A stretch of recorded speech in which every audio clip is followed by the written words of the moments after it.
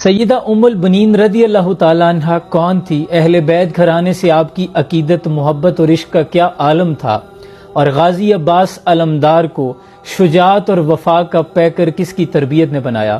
اس video میں میں تفصیلاً اس پر بات کروں گا۔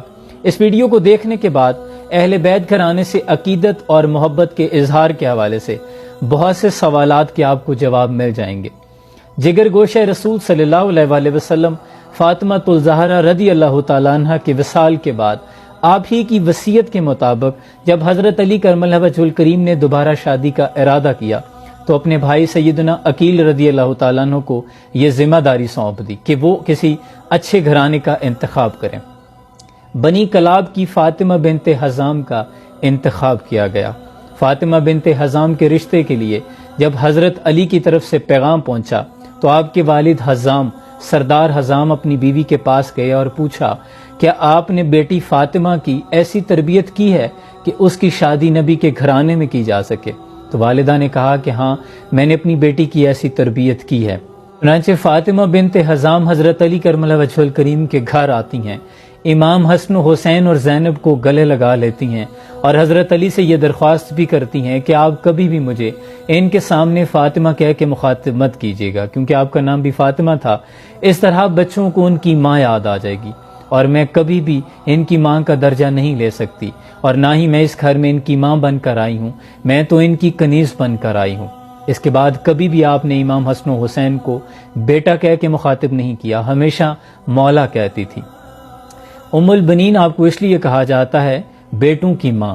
حضرت علی سے اللہ نے آپ کو 4 بیٹوں سے نوازا: عباس ابن علی، عبداللہ ابن علی، جعفر ابن علی اور عثمان ابن علی۔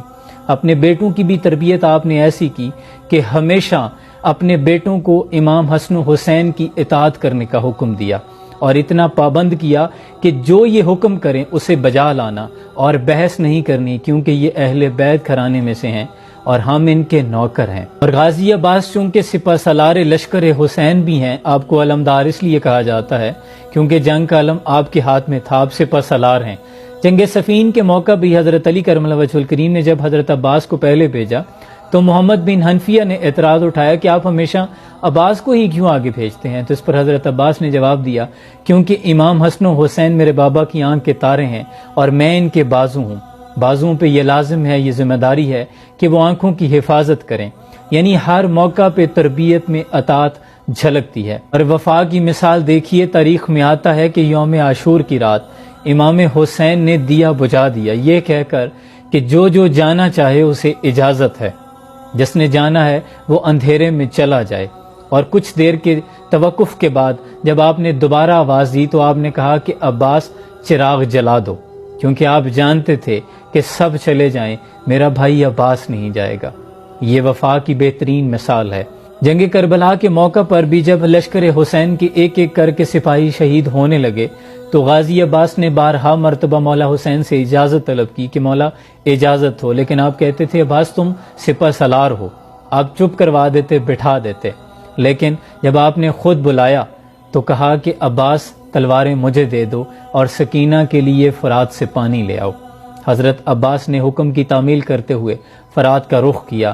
آپ سب جانتے ہیں کہ آپ کے دونوں بازو یزیدی لشکر نے قلم کر دیے، مشکیزہ آپ نے دانتوں سے اٹھا لیا لیکن انہوں نے مشق پہ بھی وار کر دیا۔ اس کے بعد آپ کو تیر گھٹنے پہ لگا۔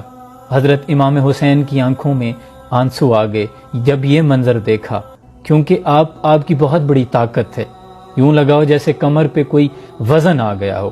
تو جب قریب آئے حضرت عباس تو کہنے لگے کہ مولا میرے گھٹنے میں سے تیر نکال دیجئے، اور ساتھ میں یہ بھی عرض کی کہ میری والدہ سے کہہ دیجئے گا کہ غازی عباس کے دونوں بازو قلم ہو گئے تھے، اس لیے مولا حسین سے کہا کہ میرے گھٹنے سے تیر نکال دے، ورنہ میں یہ بے ادبی نہیں کر سکتا تھا۔ اور جب قاصد نے آ کے ام البنین کو یہ بتایا کہ غازی عباس شہید ہو گئے ہیں تو ام البنین نے پوچھا یہ بتاؤ مولا حسین کیسے ہیں؟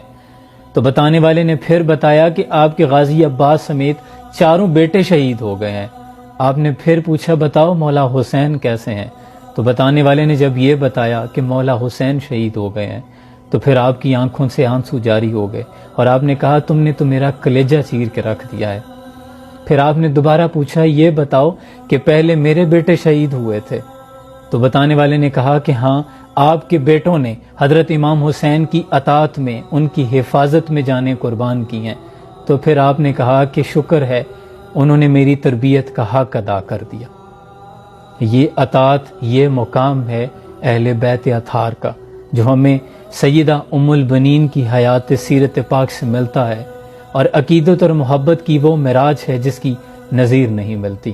اللہ کریم ہمیں بھی وہ اطاعت، وہ عقیدت اہل بیت اطہار کی کرنے کی توفیق عطا فرمائے۔